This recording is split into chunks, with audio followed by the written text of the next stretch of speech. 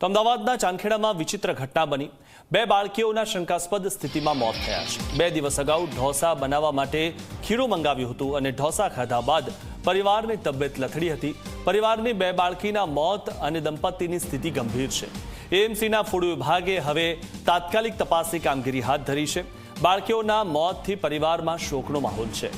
2 નાની ફૂલ જેવી દીકરીઓના મોતથી પરિવારમાં આક્રંદ છવાયો છે। એફએસએલની ટીમ દંપતીના ઘરે પહોંચી છે। ડેરીમાંથી ખીરું લીધા બાદ તબિયત બગડી હોવાનો આરોપ લગાવવામાં આવ્યો છે।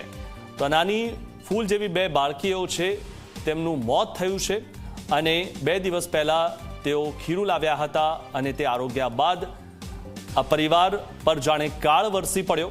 નાની 2 બાળકીઓના મોત થઈ ગયા છે અને તેના જે માતા પિતા છે તેમની સ્થિતિ ગંભીર છે। 2 બાળકીઓના શંકાસ્પદ સ્થિતિમાં મોત થયા છે।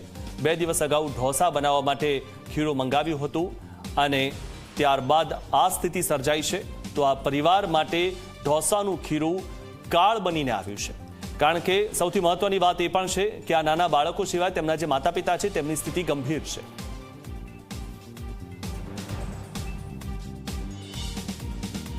ચાંદખેડા વિસ્તારમાં એક દુઃખદ ઘટના બની છે અને આ ઘટનામાં 2 બાળકીઓના મોત થઈ ચૂક્યા છે। મહત્વની વાત એ છે કે પરિવારજનો જે પ્રમાણે વાતચીત કરી રહ્યા છે એ મુજબ એક ઢોસાનું ખીરું જે બહારથી લાવવામાં આવ્યું હતું એ ખાધા બાદ ફૂડ પોઈઝનિંગ થયું કે કયા પ્રકારની સ્થિતિ સર્જાઈ। એ સ્થિતિ બાદ જે 2 બાળકીઓ છે કે જેઓ ખૂબ નાની ઉંમરની છે એમનું મોત નીપજી ચૂક્યું છે અને તેના જે માતા પિતા છે એઓ અત્યારે હોસ્પિટલમાં સારવાર લઈ રહ્યા છે। મહત્વની વાત એ છે કે આ મામલે જે પોલીસની ટીમ છે સાથે જ એફએસએલની જે ટીમ છે એ અહીં સ્થળ ઉપર ઉપસ્થિત છે। ઘરમાં તેઓ દરેક સેમ્પલ લઈ રહ્યા છે, તપાસ કરી રહ્યા છે। આ જે સેમ્પલ કલેક્ટ કરવામાં આવશે એને લેબોરેટરીમાં મોકલવામાં આવશે અને ત્યારબાદ કારણ સામે આવશે કે કયા કારણસર બાળકીઓનું મોત થયું છે અને જે માતા પિતા છે એ હોસ્પિટલમાં સારવાર લઈ રહ્યા છે।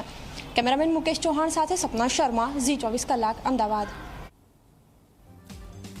તો આ પરિવારમાં 2 દિવસ પહેલા ઢોસા બનાવવા માટે ખીરું લાવવામાં આવ્યું હતું। આ સીસીટીવી દ્રશ્યો પણ સામે આવ્યા છે અને તે જે ઢોસાનું ખીરું હતું તે આ પરિવાર પર કાળ સમાન સાબિત થયું, કારણ કે નાની ફૂલ જેવી 2 દીકરીઓના મોત થઈ ગયા છે અને પરિવારમાં તે બાળકીઓના જે માતા પિતા છે તેમની હાલત ગંભીર માનવામાં આવી રહી છે।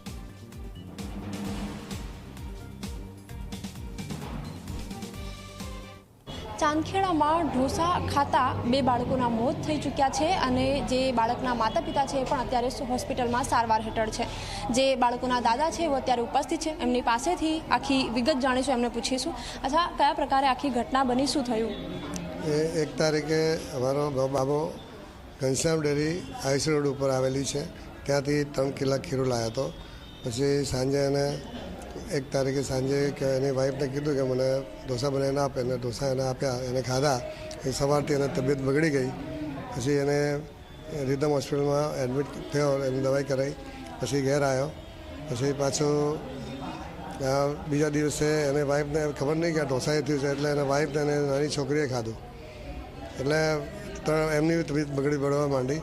પછી એ જે મારી વહુ છે એ ઘનશ્યામ ડેરી ઉપર પાછું ખીરું જાય એને બોલીને આવીને એને આપીને આવી। એ સીસીટીવી ફૂટેજમાં આવી જશે। હવે એને બોલીને આવી, પછી એને ઘેર આવી, પછી એને તબિયત બગડી એટલે મેં એને પાછા 3 એને ખેડીમાં એડમિટ કર્યા। તો એની અંદર નાની છોકરી હતી, એ તો સવારે લેતા ઓફ થઈ ગઈ હતી। પછી બીજા દિવસે એને એડમિટ કર્યા 3 ત્યારે મોટી છોકરી હતી 3.5 વર્ષની, એ બી લૂઝ થઈ ગઈ, એને સારવાર કરતાં એની બી ડેથ થઈ ગઈ। પછી તમને શું લાગે છે કે ઢોસામાં એવું તો શું હશે કે જેના કારણે આવું થયું? ઢોસા યા તો એની અંદર ફૂડ પોઈઝન થઈ ગયેલું ખીરું હતું, એના હિસાબે આ 3ની તબિયત બગડી ગઈ। અમે 2 છોકરા અમારે ગુમાવવા પડ્યા, એટલે એના ઉપર કાર્યવાહી થવી જોઈએ ઘનશ્યામ ડેરીવાળા ઉપર, ને અમને જે બી ન્યાય મળવો જોઈએ। અચ્છા, અત્યારે તમારા જે દીકરાને વહુ છે એમની સ્થિતિ કેવી છે? એમની સ્થિતિ અત્યારે આઈસીયુમાં છે, થોડી 50% અત્યારે રિલીફ થઈ ગયું છે, પણ હજી સ્થિતિ એમની એમ સ્ટેબલ છે, હજી સુધી કોઈ સારી થતી નથી। પોલીસ તમારે ત્યાં આવી ઘણા બધા સેમ્પલ લેવામાં આવી રહ્યા છે, કે પ્રકારની કાર્યવાહી થઈ રહી છે? અરે સેમ્પલ તો હવે હતા નહીં, કેમ કે બધા કચરામાં ફેંકી દીધા એટલે બધા ડસ્ટબિનમાં જતા રહ્યા। અચ્છા, નજીકની જ ડેરી છે, તો શું બીજા પણ કોઈ જગ્યાએ આવા પ્રકારના કિસ્સાઓ સામે આવ્યા છે કે જેમને ફૂડ પોઈઝનિંગ થયું હોય? પોલીસ વાળાને જ ખબર હોય ને, એમને ત્યાં કોઈ આવ્યો હોય તો એને એની જોડે જાણ હશે।